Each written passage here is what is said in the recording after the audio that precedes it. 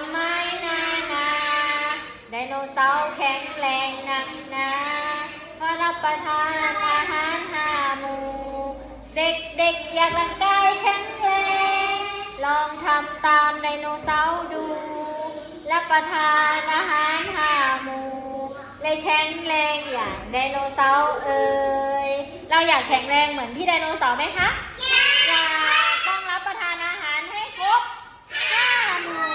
หมู่ที่หนึ่งคือโปรตีนได้จากอะไรคะเนื้อนม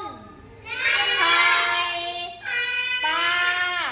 ถั่วต่างๆหมู่ที่สองคือหมู่คาร์โบไฮเดรตเก่งมากคาร์โบไฮเดรตได้จากอะไรคะข้าวแป้งนมอยู่โปรตีนเลยนะเผือกมันเก่งมากหมู่ที่สามคือหมู่อะไรคะเกลือแร่